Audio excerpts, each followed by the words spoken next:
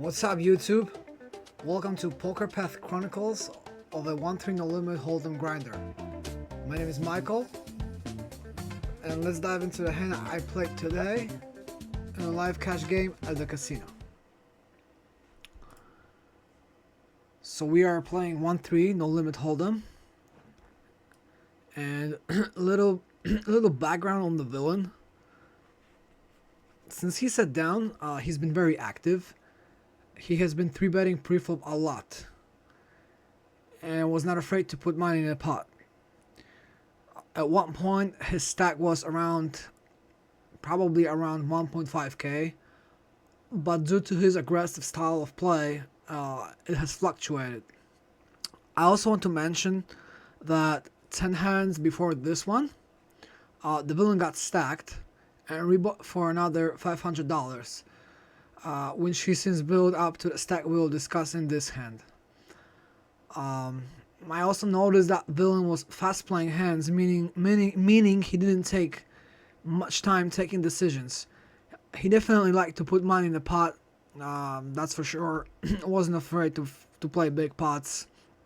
Very aggressive, 3-bet heavy. So let's jump right into this hand. So this is a straddled pot. So under the gun 1 straddles to 6. UTG 2 calls. Villain raises to $20. Folds around to me.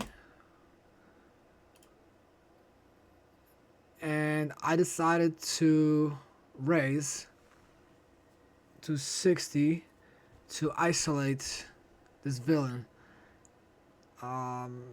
Even though I think I could have I don't think I could have just called with this hand. It's too weak.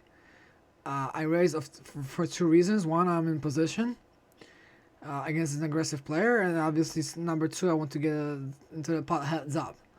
So that's what happens. So I raise, everybody folds, and he calls. So we go into the flop. So the flop is Jack of Hearts, 8 of Hearts, 8 of Diamonds. He checks at this point in a 3-bet pot. I elected to bet around 1/3 of the pot. My thinking was that yes, he did open from under the gun. Well, it's gonna be under the gun 2. Because this is under the gun 1, under the gun 2, or whatever. So he opened from kind of early position. But like I said, he was very active, and I mean, his range could be anything. So anyway, he checks. I decided to bet half a pot, which I do, and he calls. Now the turn brings an Ace of Hearts, which is a good card for me, I think, because I can represent. I have all the aces. Because I obviously 3-bet. Am I afraid of a flush draw? Not at this point. Could he have an 8? I don't think so. So what am I really putting this guy on at this point? Well, could be some pocket pair, like maybe pocket 10s, pocket 9s. Maybe some kind of King Jack with the King of Hearts. Could be some kind of weak ace like Ace 10. So anyway, when he checks to me, I decide to bet 115, which is like 40%. I probably could have went a little bit more, I think.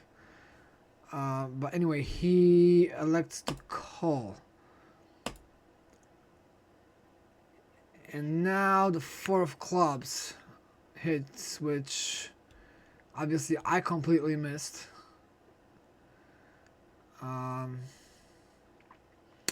He checks, and I'm thinking right now, okay, well, at this point,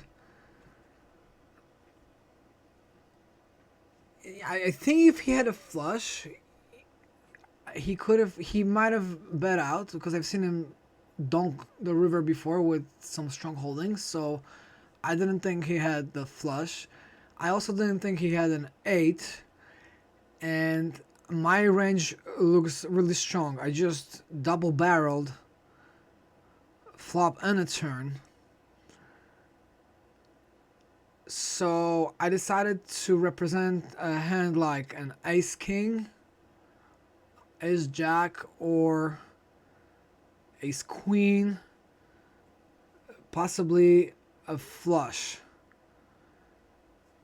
even pocket jacks. So I decided to go big, and I decided to go 350. And the villain thinks for a little bit, shows the cards to the person next to him, and then he says something like, I think I'm gonna fold this hand.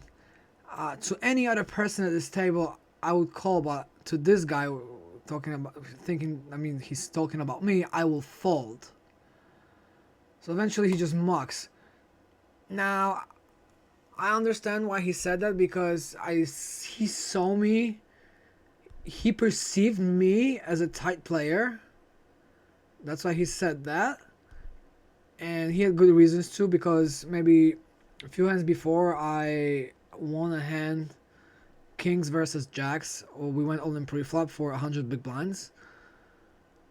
And I generally play tight. So he could see that. So that also, I also actually factored that in my decision, knowing that like he knows that I'm tighter, and I'm probably not bluffing in the spot. So yeah, I think it was a cool bluff, and I think it was an interesting hand. So thank you guys for watching this video, and see you at the next one.